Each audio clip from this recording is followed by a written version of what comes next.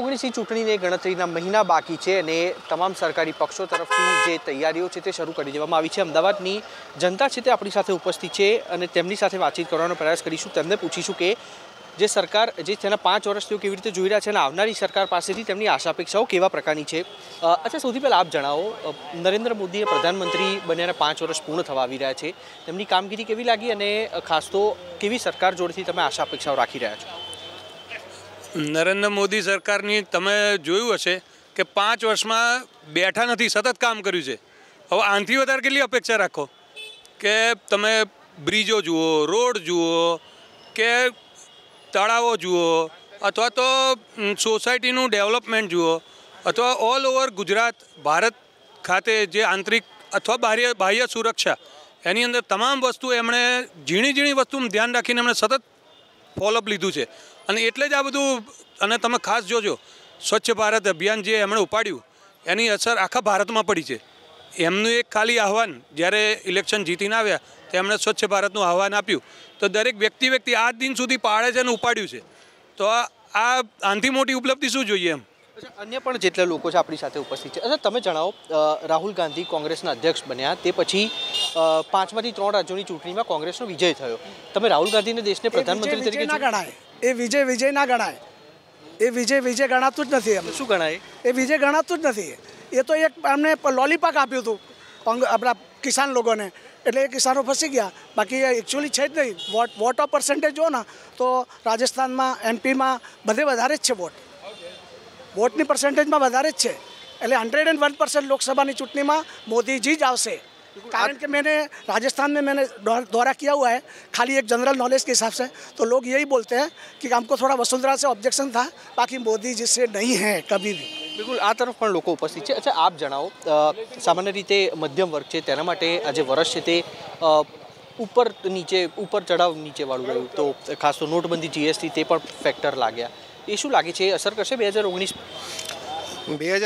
એની અસર નહીં થાય। એનું કારણ છે નોટબંધીના ફાયદા છે। જો લોકોને એ વસ્તુ જણાવવામાં આવે કે નોટબંધીના શું ફાયદા છે, સામાન્ય લોકોને એની જ્ઞાન નથી હોતું, જે મેક્રો ઇકોનોમી કહેવાય, એ જો એને ધ્યાનમાં લાવવામાં આવે, મેજોરિટી બધાને ધ્યાનમાં આવી જ ગયું છે, એ ધ્યાનમાં આવશે એટલે આપોઆપ લોકો મોદી તરફી થઈ જશે અને છે જ અત્યારે મેજોરિટી છે।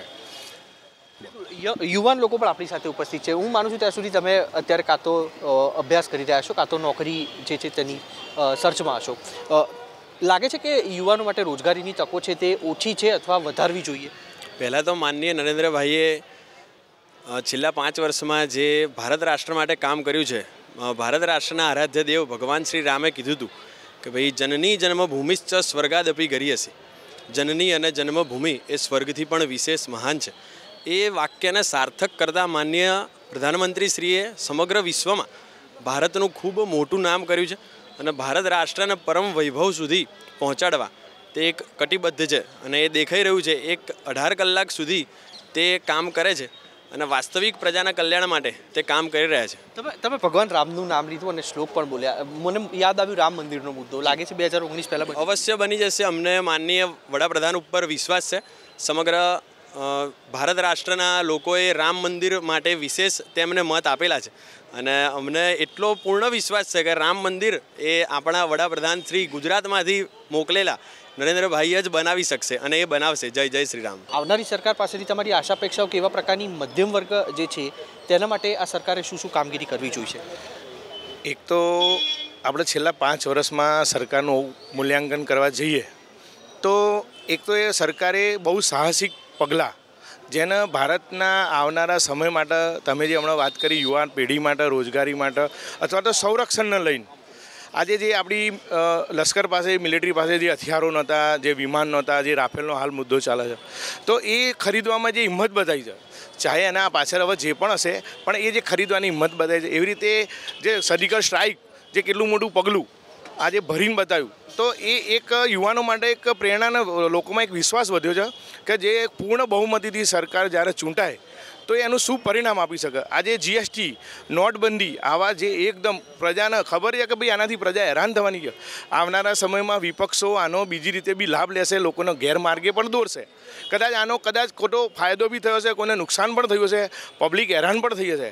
પણ તમે જોઈ શકો છો કે આવનારા સમયમાં આનો શું ફાયદો થશે મારી એક જે સમજ છે એ પ્રમાણે આપણું હાલમાં સોનું ગીરે પડેલું છે અને આપણો ખૂબ મોટો જે પેટ્રોલના ભાવ વધારાને લઈને જે ઓહાપો ખોટો મચાઈ રહે, તો એ વાત કોઈ સ્વીકારવા તૈયાર નથી કે ખૂબ મોટું દેવું જે ભારતનું દેવું આજની અત્યારની હાલની આપણી નરેન્દ્ર મોદીભાઈની સરકાર એ ખૂબ મોટું દેવું આપણું ભરી રહી છે.